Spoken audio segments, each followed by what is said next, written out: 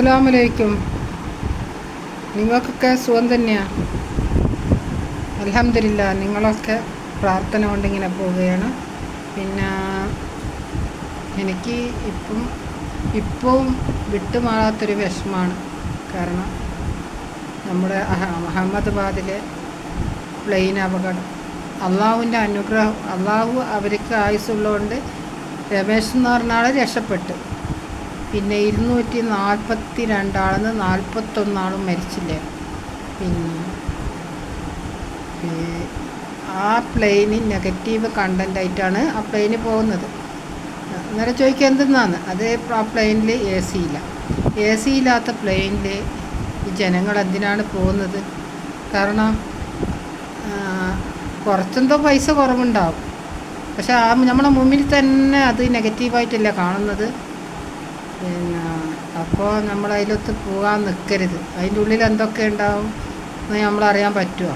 അതും ഇത്രയും ആളെയും കയറ്റി ഇങ്ങനെ പോകുന്ന പ്ലെയിന്. പിന്നെ അള്ളാൻ്റെ വിധി എന്ന് നമ്മൾ മാത്രം പറഞ്ഞാൽ പോരാ. ഒരാൾ പ്ലെയിനിൽ ഇത് പ്ലെയിന് പിന്നെ കപ്പലിൽ മുങ്ങാൻ പോകുന്നു. ആ സമയത്ത് പിന്നെ കുറേ ആൾ വന്നിട്ട് മുങ്ങാൻ പോകുന്നത് കൊണ്ട് എല്ലാവരും കൂടിയിട്ട് അവരെ രക്ഷിക്കാൻ നോക്കി. മനുഷ്യൻ്റെ രക്ഷിക്കാൻ എല്ലാവരും നോക്കുക. അങ്ങനെ രക്ഷിക്കാൻ നോക്കി, അവർ വന്നില്ല. പിന്നെ അങ്ങനെ ഗവൺമെൻറ്റെല്ലാം രക്ഷാപ്രവർത്തകരെല്ലാം അയച്ച് അപ്പം നോക്കുമ്പോൾ പിന്നെ ഇയാൾ പറഞ്ഞു ഞാൻ വരൂല എന്ന് പറഞ്ഞു. അവസാനം ഒരാൾ വരൂല എന്ന് പറഞ്ഞാൽ ഒന്നും ചെയ്യാൻ പറ്റൂല. അങ്ങനെ അയാൾ പറഞ്ഞ എന്നെ അള്ളാഹ് രക്ഷിക്കുമെന്ന് പറഞ്ഞു.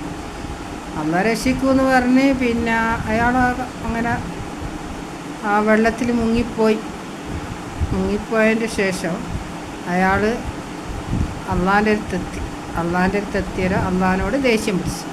അള്ളാഹിനോട് പറഞ്ഞു നീയല്ല പറഞ്ഞേ എല്ലാത്തിനും നീ എൻ്റെ കൂട്ടത്തിലുണ്ടാവും. അന്നേരം അള്ളാഹ് പറഞ്ഞു നിന്നോട് പറഞ്ഞിട്ടില്ലേ നിൻ്റെ അടുത്ത് ഞാൻ എത്ര ആളെ അയച്ചാന്നു? എനിക്ക് അന്നേരം രക്ഷപ്പെട്ടൂടെ? നീ എന്തുകൊണ്ട് രക്ഷപ്പെട്ടില്ല? അത് നിൻ്റെ പേവല്ലേ എന്നാണ് ചോദിക്കുന്നത്. കാരണം നമ്മൾ ഈ എ സി ഇല്ലാത്ത നെഗറ്റീവ് കണ്ടൻ്റുള്ള ഈ പ്ലെയിനിൽ ഒരിക്കലും പോകാൻ പാടില്ല. ശരിക്കും നമുക്ക് സാമ്പത്തികമായി എല്ലാവർക്കും വിഷമങ്ങളുള്ള നമ്മൾ വിചാരിക്കും കുറച്ച് പൈസ കുറഞ്ഞ് കിട്ടുന്നല്ലേ നമ്മൾ പോകാൻ. അതിനല്ലെങ്കിൽ പിന്നെ ജനങ്ങൾ പ്രതികരിക്കണം. ഇങ്ങനെ ഒരു സമയത്ത് പോകുന്ന സമയത്ത് തന്നെ അതിന് ജനങ്ങൾ പ്രതികരിക്കണം. ഇത് എന്ന് പറഞ്ഞാൽ ആകാശത്തിലൂടെ പറക്കുന്ന സാധനം എന്ത് അങ്ങനെയാണ്.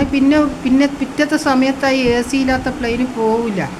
കാരണം അതിൽ ജനങ്ങൾ എല്ലാം നിന്ന് അതിൻ്റെ ഉള്ളിലെ ഇഞ്ചിൻ്റെ തകരാറോ എന്തെന്നാന്ന് നമുക്ക് പറയാൻ പറ്റുമോ? നമ്മളെ ഇന്ത്യക്ക് 241 പേരുള്ള നഷ്ടപ്പെട്ട ആ കുടുംബത്തിൻ്റെ വിഷമങ്ങൾ ആലോചിച്ച് നോക്കിയാൽ മനുഷ്യൻ്റെ ജീവനല്ല വില. ആ ജീവൻ കഴിച്ചിട്ടല്ലല്ലോ എല്ലാ കാര്യങ്ങളും. എല്ലാവരും കാത്ത് രക്ഷിക്കട്ടെ റബ്ബേ. ആമീ. കർത്താവേ നിങ്ങളെന്നെ എല്ലാവരും സഹായിക്കണം. എൻ്റെ എല്ലാ മുത്തുമണികളും എനിക്ക് സബ്സ്ക്രൈബ് ചെയ്യണം, എൻ്റെ വീഡിയോ കാണണം, എനിക്ക് ലൈക്ക് ചെയ്യണം. ഒക്കെ നിങ്ങൾ ചെയ്യുമെന്ന് എനിക്കറിയാം. നിങ്ങൾക്ക് വേണ്ടി ഞാനും പ്രാർത്ഥിക്കാം. ഈ മരിച്ചവർക്കെല്ലാം ഷഹീദായ കൂലി കിട്ടട്ടെ. ആമീ.